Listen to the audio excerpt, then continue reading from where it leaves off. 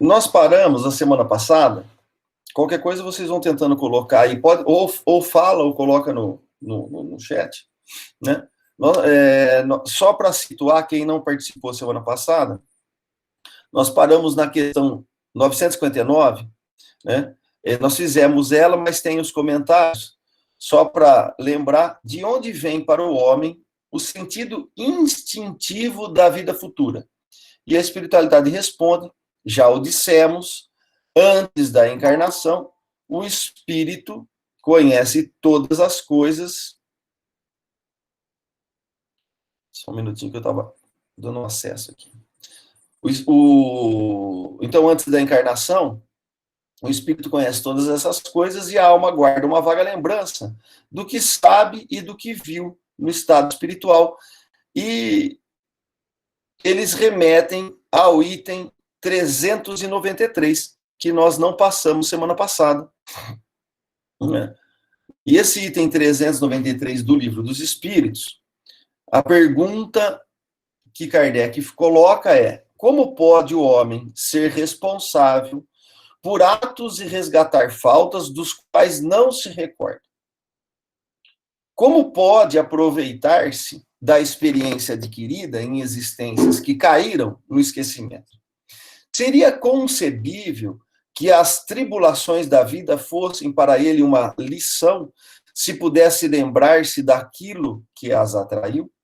Mas desde que não se recorda, cada existência é para ele como se fosse a primeira. E é assim que ele está sempre a recomeçar. Como conciliar tudo isso com a justiça de Deus? Então, Kardec faz aqui uma série de perguntas questionando como podemos ser responsáveis por atos ou resgatá-los, as faltas cometidas, se não lembramos disso. Como que nós vamos aproveitar tudo isso, né? Como conciliar tudo isso com a justiça divina? E a espiritualidade responde que cada nova existência, o homem tem mais inteligência e pode melhor distinguir o bem e o mal. Então, nesse primeiro parágrafo, ele fica subentendido, já conceitos também ensinados, que todos fomos criados simples e ignorantes. E na simplicidade e na ignorância, a espiritualidade nos informa que todos nós fomos criados zero de inteligência e zero de desenvolvimento moral. A terminologia que eles usam é a nulidade moral e a nulidade intelectual. Então, se nós partimos do zero, não tem queda, né? O conceito de queda, o conceito de perca, né? Ele acaba não acontecendo. Então, olha a resposta da espiritualidade. A cada nova existência, o homem tem mais inteligência. Não importa os erros cometidos, não importa as dificuldades. A cada nova existência, o homem tem mais inteligência. Lembrando que, para fazer o erro, para mentir, para enganar, precisamos trabalhar a inteligência para dar conta de manipular todo mundo. Então, nós vamos, mesmo erradamente, no caminho moral, nós vamos adquirindo inteligência. E quando nós vamos adquirindo mais inteligência, pode melhor distinguir o bem e o mal. Então, quanto mais a gente avança, mais a gente tem inteligência e melhor vamos dando conta de enxergar e de distinguir o bem e o mal. Onde estaria o seu mérito se ele se recordasse de todo o passado?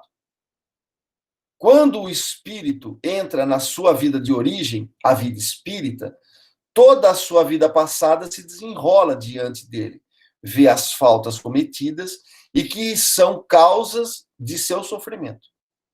Então, as faltas cometidas, os desvios das leis divinas, a infração na harmonia, né, do nosso ser ou do próximo, né, nos causa faltas que com o entendimento vão causar sofrimento, por compreender. Então, esse é um processo que nós vamos adquirindo conforme nós vamos avançando. Bem como aquilo, continua a espiritualidade, que poderia tê-lo impedido de cometê-las. Compreender a justiça da posição que lhe é dada e procura, então, a existência necessária a reparar o que acaba de escoar-se. Então, o que eu queria chamar a atenção aqui é que a inteligência, ela é precursora do desenvolvimento moral. Então, há que se fazer o desenvolvimento intelectual para podermos melhor distinguir o bem e o mal. Então, talvez não é à toa que o segundo mandamento do Espírito de Verdade é espírita instruí-vos, né? Que com a nossa instrução nós vamos também melhorando a condição de distinguir esse bem e o mal. E eles continuam aqui. Procura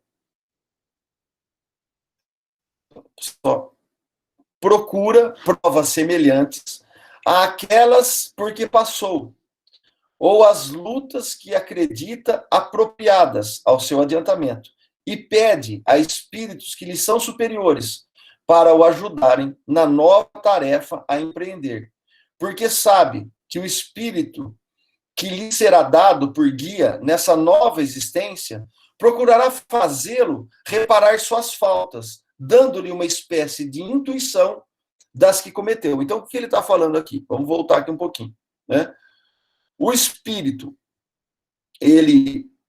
a hora que ele está, né, na vida espírita, toda a sua vida passada, né, essa vida que ele acabou de deixar, se desenrola diante dele. E ele compreende, ele vê as faltas cometidas. E que são elas a causa do seu sofrimento. Bem como aquilo que ele poderia ter feito para impedir de cometer essa falta. E ele começa a compreender a justiça da posição que lhe é dada do outro lado da vida.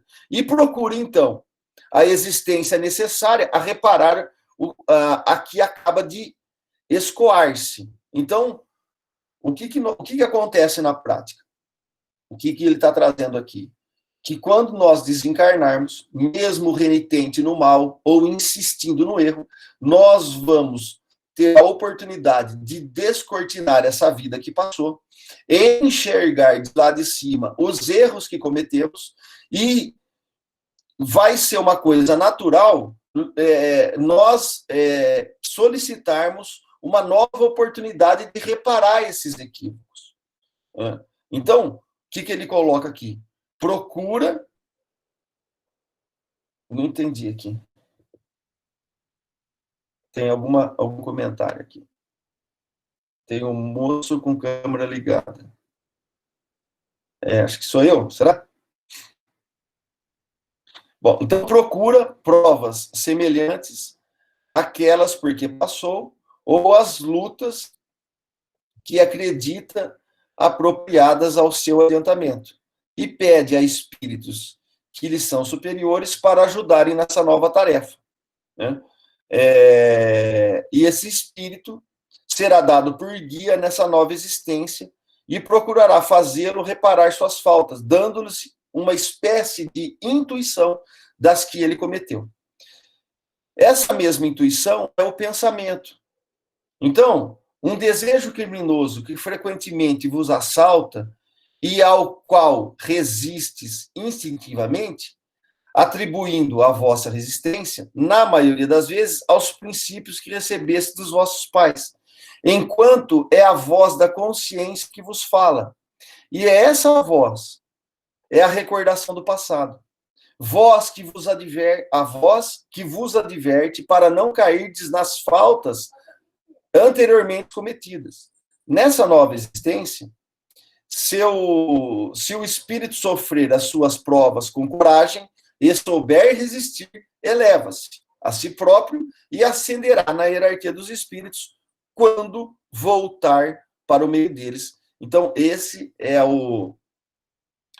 a pergunta que eles pediram para que a gente verificasse, né, de onde vem para o homem o sentimento instintivo da vida futura. E eles remontam aí. Nós comentamos semana passada, né, que tem um comentário dos espíritos, e eu coloco aqui comentário dos espíritos, porque eu, na tradução que eu peguei aqui do francês, Kardec comenta que tudo que tem no livro dos espíritos, né, o produto das instruções dada pelos espíritos, pois não há nenhum deles que não é a expressão do pensamento deles, né? Então, o princípio contido nesse livro, na fala de Kardec, ele fala que a revisão foi dada pelos espíritos, que as respostas e os comentários foram dados pelos espíritos. Isso que eu encontrei dentro do livro dos espíritos.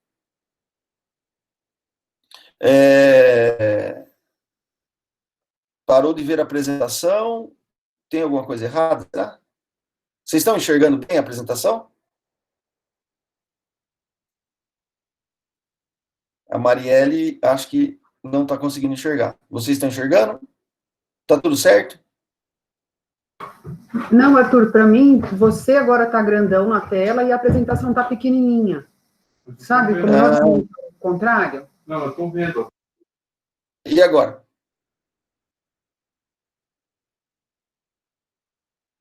Mas eu acho que caiu a apresentação, viu? Tá, nós também. Eu não estou vendo a apresentação. Espera aí, deixa que eu... E mudou também a configuração. Para mim, ela aparece como um desses quadradinhos, assim, onde tem as carinhas das pessoas, ela é uma telinha, escrito apresentação. Mas Espera aí. tá umas nuvens, é isso? Não, eu acho que alguém entrou e derrubou a apresentação aí, alguma coisa assim. Eu vou tentar apresentar de novo. Deixa eu ver.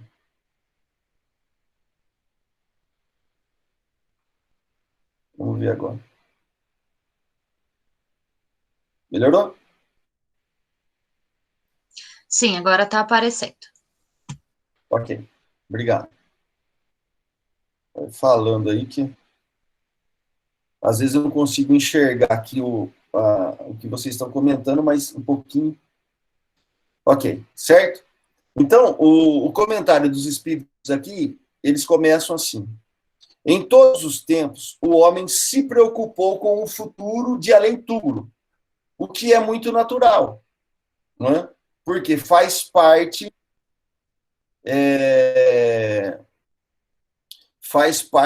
do nosso estado, né, íntimo.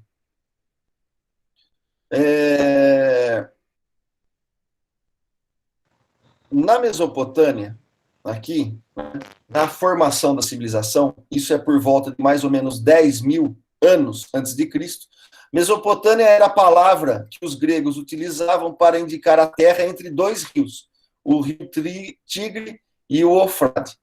Isso aqui, aonde começa a civilização, né, nós vamos ter a principal cidade da Mesopotâmia, Uruk, Nínive, Acádia, Babilônia e Bebel. Isso está bem registrado no livro do Emmanuel, né, Psicografia do Chico, A Caminho da Luz. Por que eu estou colocando isso? Porque em todos os tempos o homem se preocupou com o futuro do além-túmulo. Porque na condição de reencarnantes no planeta Terra, Emmanuel vai fazer uma revelação para nós dos 4 grandes povos.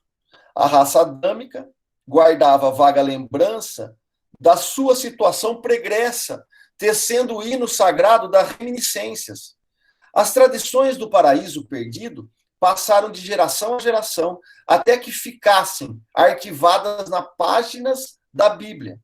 Aqueles seres decaídos e degradados, a maneira de suas vidas passadas no mundo distante da capela, com o transcurso dos anos, reuniram-se em 4 grandes grupos que se fixaram depois nos povos mais antigos, obedecendo a afinidades sentimentais e linguísticas que os associavam na constelação do cocheiro. unidos novamente na esteira do tempo, formaram desse modo o grupo das Árias, a civilização do Egito, o povo de Israel e as castas da Índia. Dos Árias descende a maioria dos povos brancos da família indo-europeia. Nessa descendência, porém, é necessário incluir os latinos, os celtas, os gregos, né? Não vou me alongar aqui, vale a pena ler esse livro, está no começo da obra. As quatro grandes massas de degradado formaram o pródromo de toda a organização da civilização futura. Então, eles foram a base, né, de tudo que foi consolidado das organizações das civilizações futuras que nós estamos herdando, introduzindo os mais largos benefícios nos seios da raça amarela e da raça negra que já existiam. Então, nós temos 6 raças, né, iniciais, né, duas iniciais no planeta Terra e depois 4 degradadas, que vêm num processo colaborativo, né, que Emmanuel vai nos trazendo.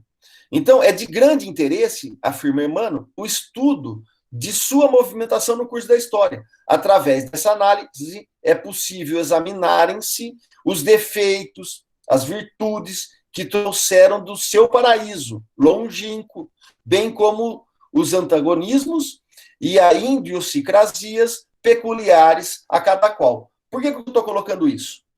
Porque esses resíduos vão estar muito presentes e vão nos ajudar a entender o que está acontecendo no final da obra do Livro dos Espíritos, e vai ser um preparo para compreendermos o Livro dos Médiuns, né? Então, essa idiosincrasia, né, esse antagonismo inicial,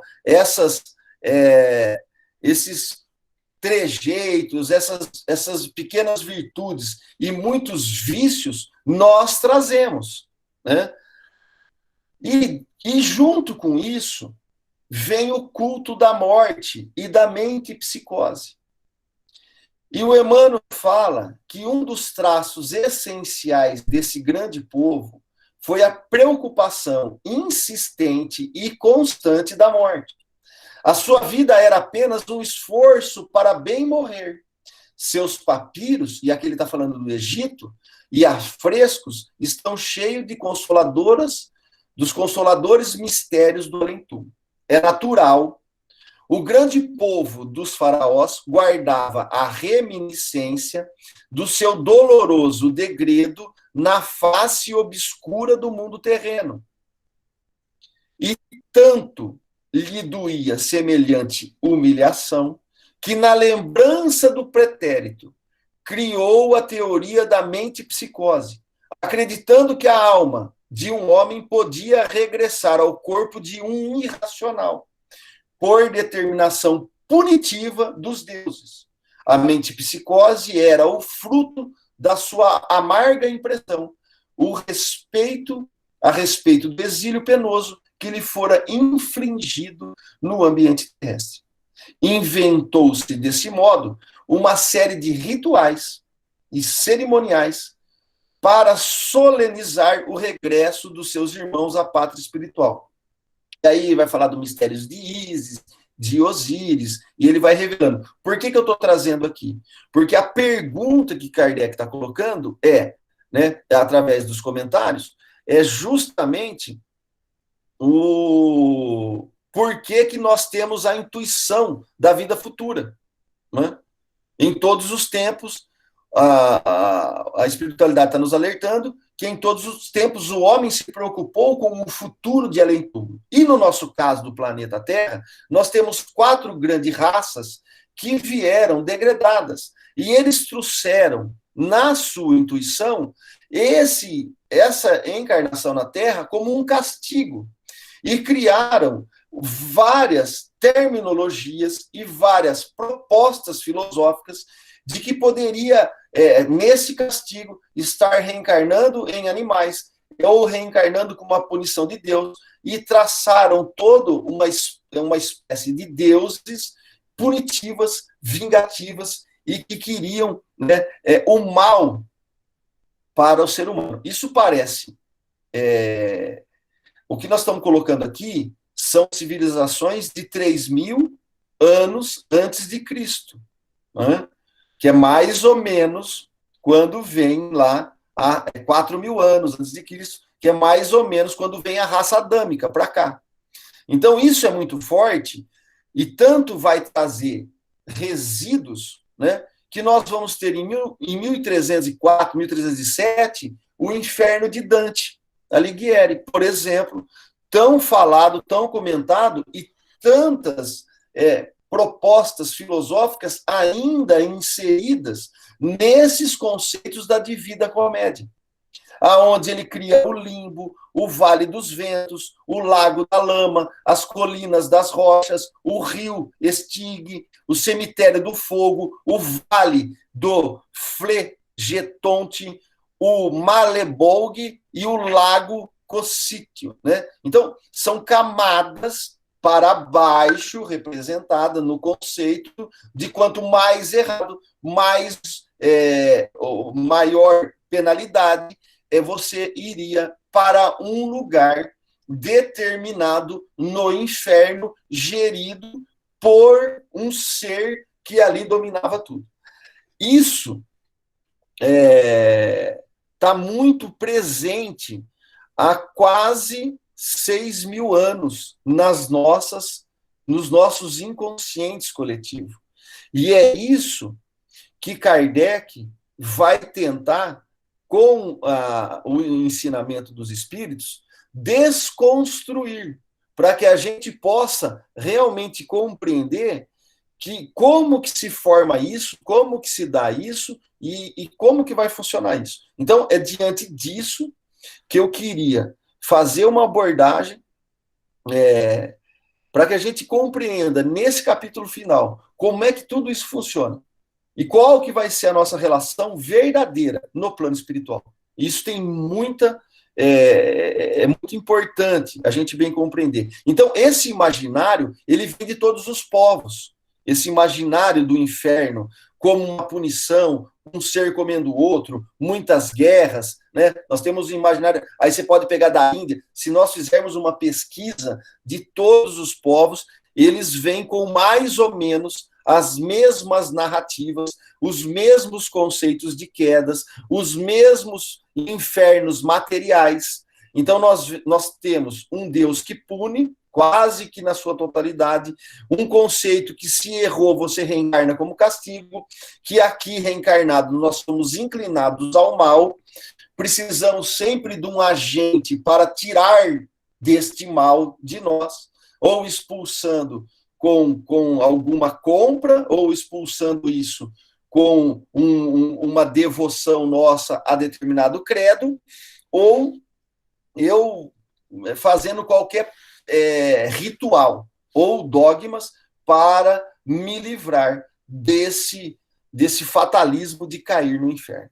Isso é tão forte, isso é tão profundo, que a Divina Comédia pinta uma parte do inferno como uma parte muito cheia de lama, aonde o ser humano ali fica não consegue quase que tirar a cabeça de toda essa lama, esse Adã, né, essa terra rusgosa, pressionando e aprisionando o ser.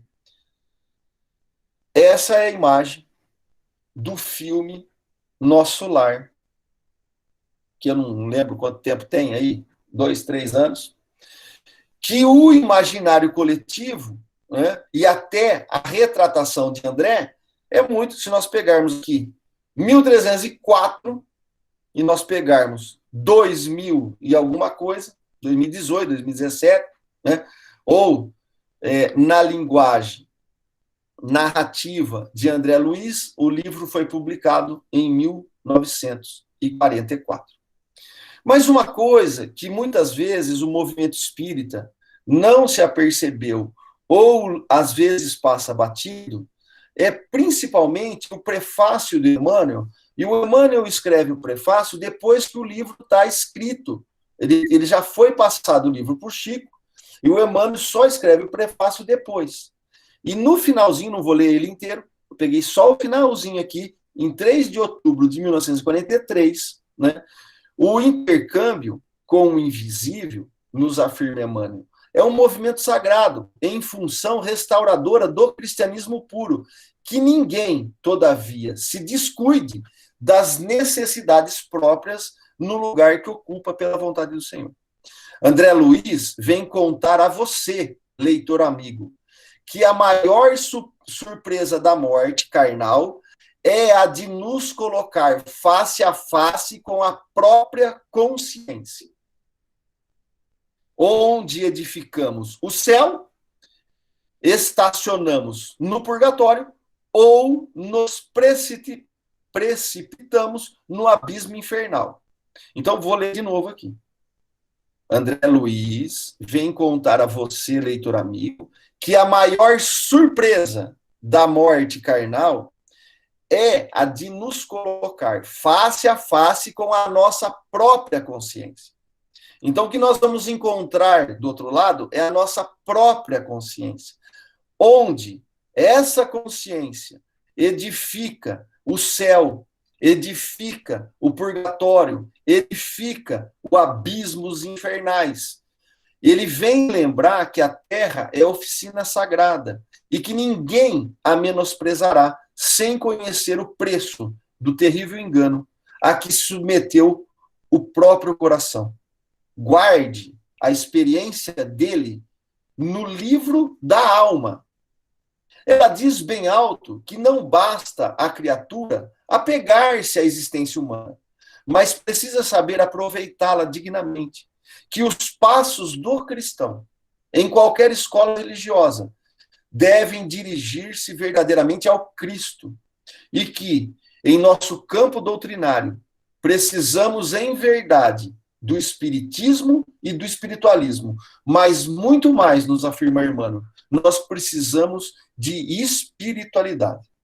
É a condição de espiritualidade, é a condição de desapego, é a condição de destruir o materialismo em nós, é a condição de libertarmos as nossas consciências dessas amarras, dos resíduos do passado, para não cairmos num processo de culpa aonde edificaremos, do outro lado, coisas físicas, aonde o plano espiritual não era para ser constituído de coisas físicas. E eu quero ver se eu consigo concluir esse raciocínio até aqui no final dessa fala de hoje. Né? E eles continuam o comentário aqui. Qualquer que seja a importância dada à vida presente, ele não pode deixar de considerar quanto é curta e, sobretudo, precária, pois pode ser interrompida a cada instante, e jamais ele se acha seguro do dia de amanhã. Uma das coisas que nós precisamos entender é que segurança material não existe. Perpetuar ou buscar a eternidade no plano físico é loucura. Porque a vida, ela tem o seu curso, ela tem a sua duração, e isso é natural. E eu não sei quanto eu vou durar. Pode ser que eu dure mais hoje, mais amanhã, ou não. Agora, a verdade que nós precisamos entender é que não existe essa segurança na matéria conforme nós buscamos. E isso traz muita frustração para nós, porque nós queremos nos agarrar na matéria a todo custo, como uma tábua de salvação. Então, nós estamos encarnados no mundo de provas e de expiação, pela condição natural da nossa evolução, que ainda nós estamos muito no início da evolução. Então, nós não estamos aqui encarnados no mundo de prova e expiação, porque nós estamos sendo castigados por Deus, como colocou lá em cima. Nenhuma existência é perdida. Todas as existências nós ganhamos inteligência. E cada existência que você ganha inteligência, você, eu e todos os nós, teremos a condição de melhor compreender o bem e o mal, e assim escolher deliberadamente. Então, os nossos atos isolados, vão criar hábitos que podem ser bons. Os hábitos bons são as virtudes.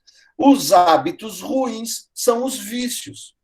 Então, esses vícios nós precisamos expurgar por conta própria, com a nossa vontade, com as potencialidades da alma, com a razão, com a imaginação, com a vontade.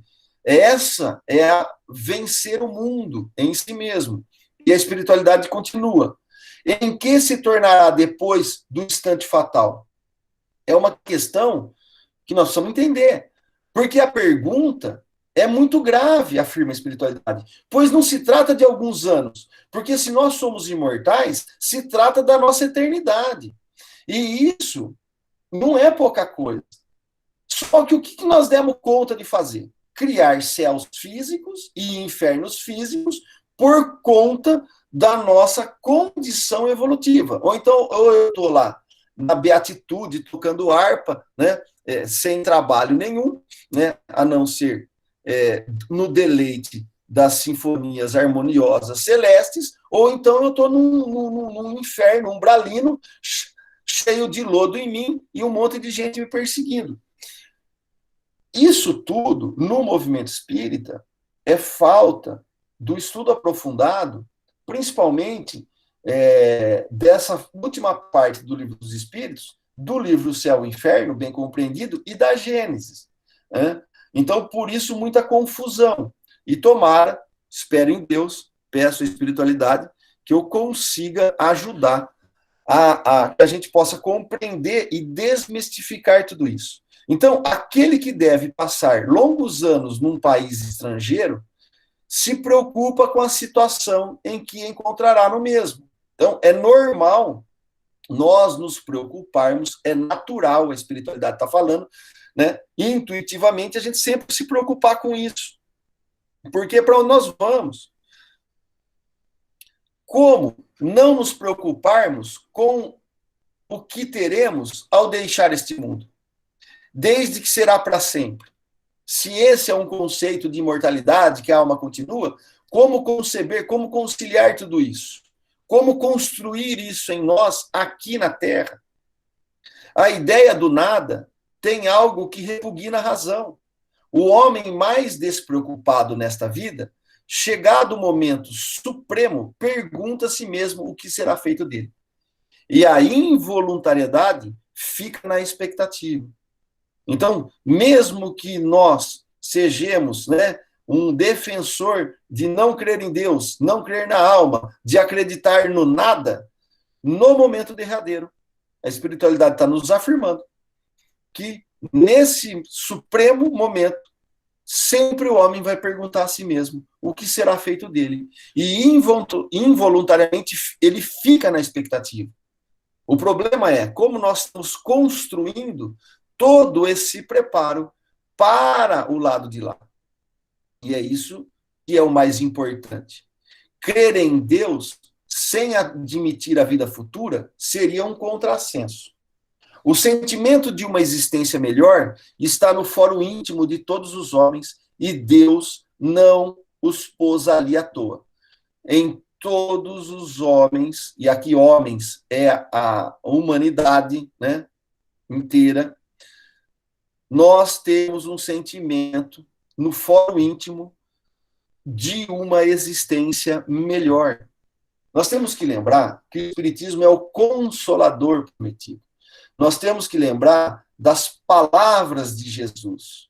Né? Nós temos que sempre estar retornando a Emmanuel. Fala, olha, nós estamos com o Consolador. O Espiritismo é o cristianismo redivivo. E é nesses conceitos que nós precisamos tentar compreender os ensinamentos grandiosos que a espiritualidade tem tentado, com grande esforço, traduzir em palavra para que a gente compreenda como funciona tudo isso. Então, a vida futura, continua os espíritos, implica a conservação da nossa individualidade após a morte. Aqui, essa questão acaba com a hipótese do nada, de voltar para Deus, de perder a individualidade, de perder conceitos que que tenha por trás, né, a perca da individualidade. A espiritualidade está afirmando que a vida futura, ela implica nessa conservação. Porque se não tiver individualidade, nós não tem razão de ser o processo evolutivo. O que nos importa, o que nos importaria sobreviver ao corpo se a nossa essência moral tivesse de perder-se no oceano do infinito? As consequências disso, para nós, seria a mesma coisa do que o nada. Os espíritos comprovam suas individualidades pelo perispírito, tal como faz o corpo entre nós. Então, a condição de individualidade é o nosso corpo perispiritual. É através deles que vai ser comprovado a individualidade, né? E isso a medicina, a ciência tem tentado buscar, e a hora que ela descobrir isso e validar isso, realmente, nós vamos dar um salto na humanidade. Já está acontecendo estudos da obra de André Luiz, né, sendo estudado aqui no Brasil, nos Estados Unidos, em intercâmbio de universidades. Tem agora pós-graduações da AME da Serra Gaúcha, por exemplo, vai ter uma pós-graduação de espiritualidade de saúde, aonde vai estar falando lá passagens e expondo a obra de André Luiz, né? A doutora Irvênia vai dar aula, o Décio vai dar aula, tem uma série de pessoas lá que vão... Isso é muito bom, porque vai demonstrando a força dos princípios espíritas contidos, que a ciência não vem desmentindo, ela vem corroborando, ela vem sancionando todos esses conceitos. E a humanidade só tem a ganhar com isso, desde que a gente realmente consiga, com maturidade moral, trabalhar seriamente, sem interesses mesquinhos, nessas descobertas, né? A Joana de Ângeles nos afirma que o Espiritismo hoje, revivendo Jesus ontem, oferece os valiosos esclarecimentos para a felicidade, a autodescoberta, a iluminação íntima, libertadora. É o nosso maior ganho, é a nossa alavanca de sustentação, né? Com isso, a gente encerra o primeiro item, né?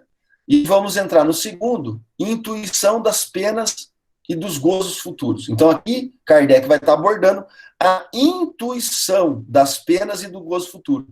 Por que está tudo... Como que se dá tudo isso? E ele vai perguntar, de onde procede a crença que se encontra em todos os povos, nas penas e recompensas futuras? E a espiritualidade fala assim, é sempre a mesma coisa. Pressentimento da realidade, dado ao homem pelo seu espírito. Talvez, para explicar esse parágrafo, nós precisaríamos desenvolver isso muito, não é a função, né, de nós ficarmos desmiuçando, mas o que eu queria deixar para reflexão é que a espiritualidade inverte todo o processo educativo no planeta. Nós somos educados como a matéria fosse tudo, e tudo dela dependesse, que é o materialismo, né? E aqui a espiritualidade está falando o seguinte, as penas e as recompensas futuras, que é lá do outro lado, no plano espiritual, é a mesma coisa, é o pressentimento da realidade. Bom, então qual que é a realidade? A realidade é aqui ou a realidade é lá? Porque se a realidade é lá, os conceitos que nós estamos aprendendo, os valores intrínsecos na matéria, eles estão equivocados. E é isso que a ciência já está descobrindo, né? Então, tudo isso, esse pressentimento da realidade, do que nós verdadeiramente somos, da potencialidade que temos, de quem nós somos filhos e para onde nós vamos, e como isso funciona, nós já passamos por lá várias e várias vezes. Nós estamos no plano espiritual toda noite, ao dormir, né? Então, esse pressentimento é o pressentimento da realidade, dado ao homem por quem? Pelo seu espírito, porque ficais sabendo, não é à toa que uma voz interior vos fala e vosso mal é não escutá-la. Sempre. Então, qual que é o nosso mal? Nós somos espíritos encarnados. Nós temos um protetor, um anjo da guarda, nós temos familiares do outro lado, nós temos uma série de amigos, temos até aqueles que nos influenciam negativamente. Mas o nosso mal, ficais sabendo aqui, segundo a espiritualidade, não é à toa que uma voz interior nos fala. E o nosso mal é não escutá-la. Sempre nós temos que escutar isso. Mas nós não somos preparados no planeta para despertar a potencialidade da alma. Pelo contrário, tudo é planejado e organizado para que o corpo sobrepuja qualquer conceito espiritual ou espiritualista. Então, tudo eu tenho que fazer na matéria. Eu tenho que me saciar, eu tenho que ter prazer, eu tenho que fugir da dor, eu tenho que buscar a alegria no plano fisiológico. E tudo que for de conceituação imaginativa, de vontade intrínseca, de conversas interiores, de intercâmbio com a lei, é taxada como louco, desvanecido, né? Tá variando. Então, isso é muito ruim, porque nós não despertamos a potencialidade da alma e a gente fica criando processos e mais processos de doutrinação fisiológica. Então, nós ficamos sempre em busca do prazer. Então, eu vou buscar o álcool, eu vou buscar a droga, eu vou buscar os passeios, eu vou buscar o conforto físico. Então, tudo eu faço com isso. E cada vez que eu mergulho nisso, eu vou destruindo de tabela os valores espirituais. Então, isso é muito ruim, né? Então, a espiritualidade está invertendo esses conceitos. E inverter esses conceitos na prática, no dia a dia, é muito complicado. Nós temos que rever tudo, como a humanidade está se comportando e como que ela está estruturando todas as suas políticas internas do lar, da relação de escola e tudo, todos os intercâmbios no planeta Terra. Então, nós temos um duelo aqui de espírito e matéria. Nós temos os valores espirituais, os valores materiais, nós temos necessidades espirituais e nós temos necessidades materiais. Jesus fala disso, nem só de pão vive o homem. Há que se buscar o alimento da alma. Na questão 27, então, dois elementos gerais do universo, matéria e espírito? Sim, nos diz a espiritualidade, mas acima de tudo isso, Deus, o Criador, o Pai de todas as coisas, Deus, espírito e matéria.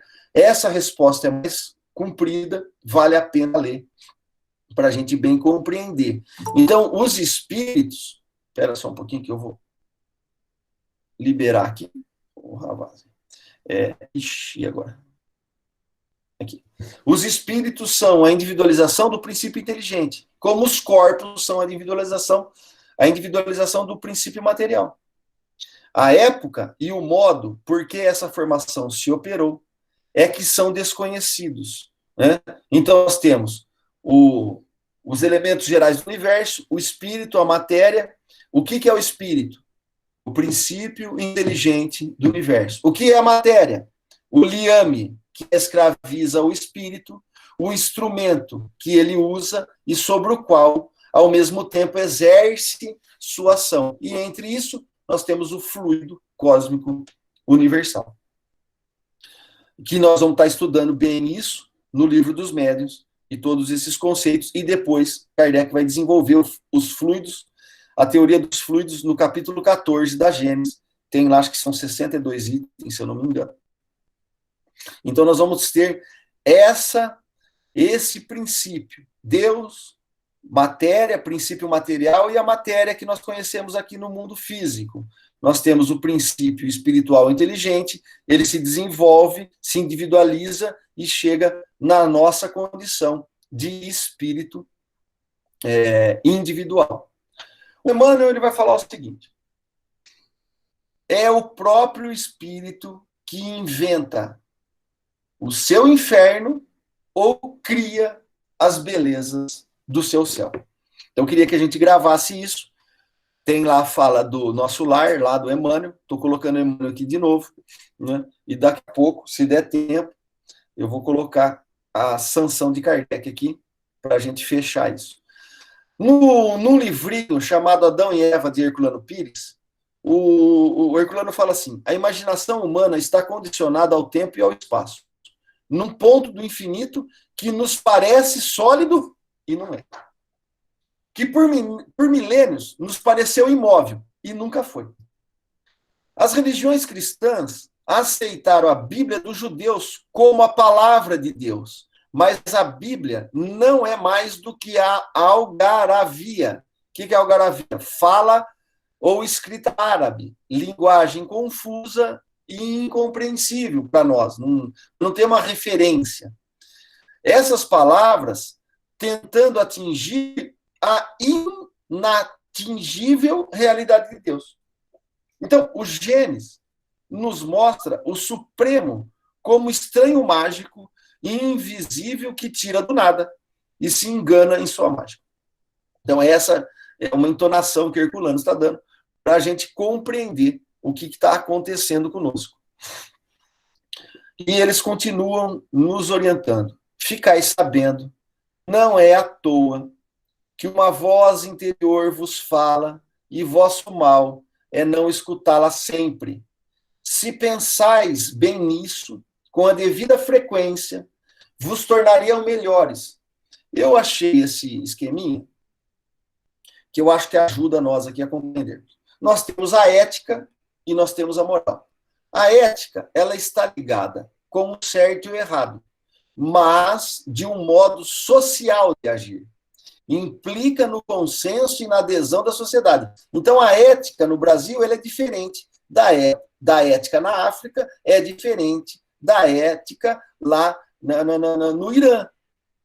Porque ela vai depender do modo social de agir e da adesão, como essa sociedade aceita aquele como um indivíduo ético, né?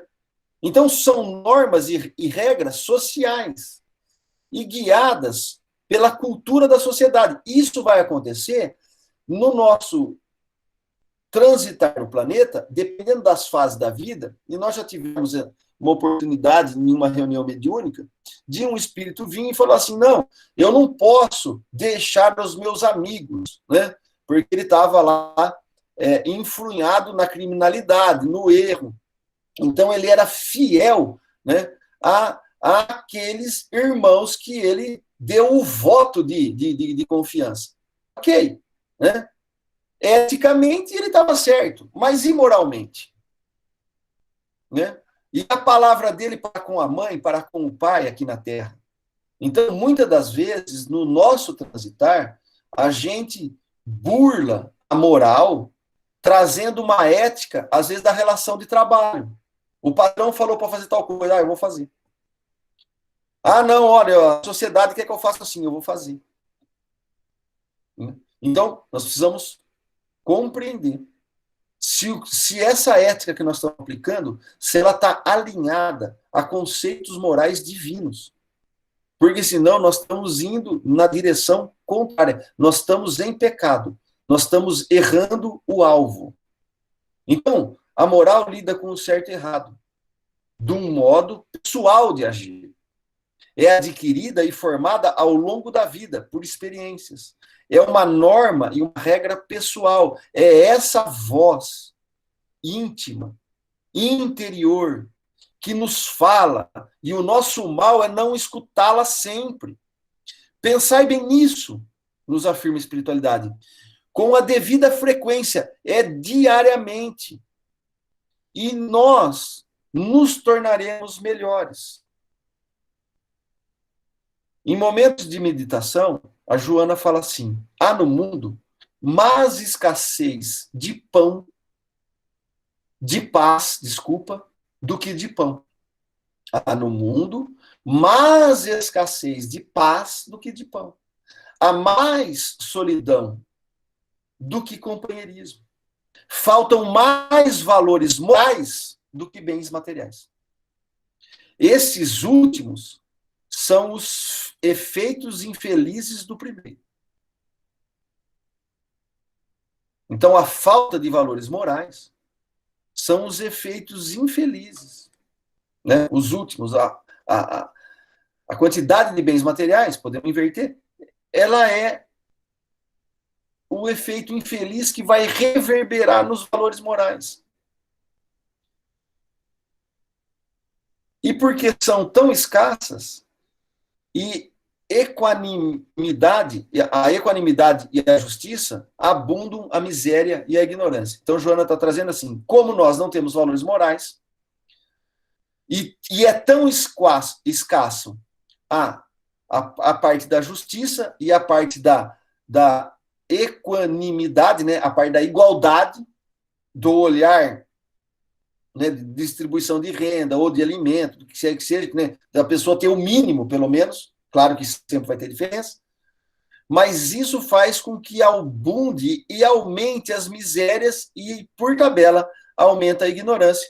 Porque se eu vou ficar perdido no álcool, nas drogas, nos filmes, sem cunhos morais, e só vou ficar atento aos valores éticos, né, eu vou perdendo a minha capacidade intelectual e vou deixando ela, né, na inércia. Então, tudo bem, falta 5 minutos. Vocês querem falar alguma coisa, algum comentário? Quer completar? Eu faço mais essa aqui. O que vocês acham? Todo mundo quietinho? Bom, 961. No momento da morte, qual o sentimento que domina a maioria dos homens? A dúvida, o medo ou a esperança? Olha o que a espiritualidade fala. A dúvida para os céticos, endurecidos. O medo para os culpados.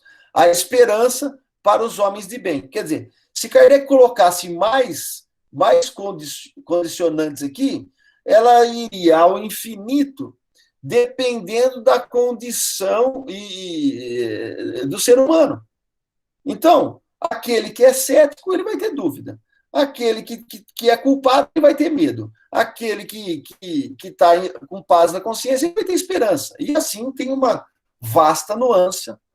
Talvez Jesus, nesse ensinamento aqui, também cabe: na casa do meu pai há muitas moradas. E se não fosse assim, eu vou-lo teria dito, pois vou preparar-vos o lugar.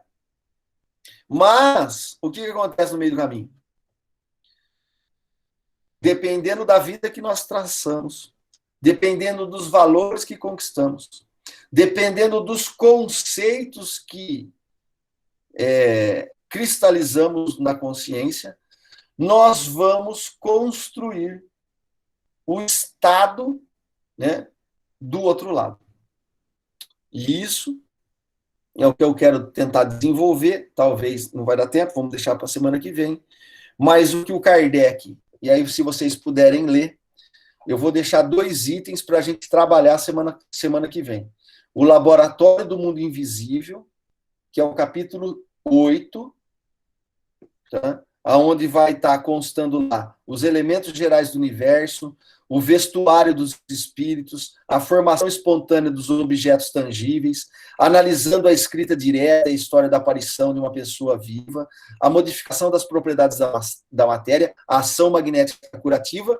E eu gostaria, se vocês conseguirem ler o livro da Gênesis, o capítulo dos fluidos, se vocês não conseguirem ler todo o capítulo dos fluidos, pelo menos o item 14, para a gente poder fechar toda essa introdução que eu quis dar aqui, mas não deu tempo para fechar.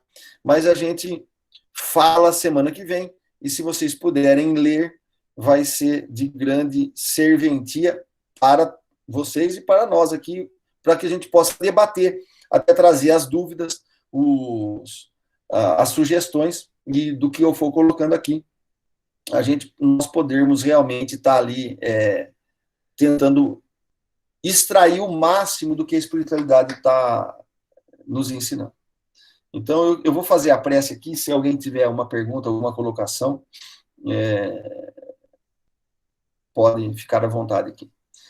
Então, eu queria agradecer a Deus a oportunidade do estudo, das lições, das inspirações, que as nossas uniões, essa nossa união nesse momento final, em prol da espiritualidade que está perambulando sem um rumo norte, de tantos companheiros que estão passando por dificuldade, às vezes acamado por inúmeras doenças.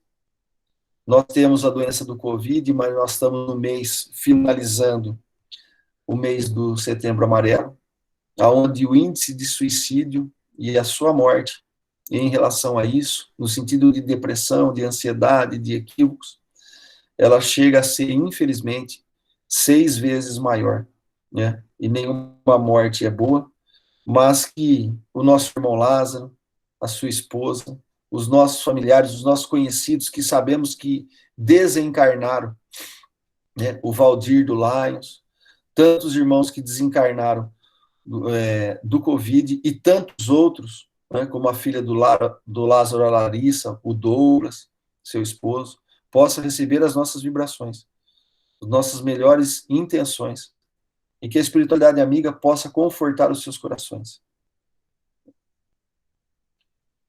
Que assim seja.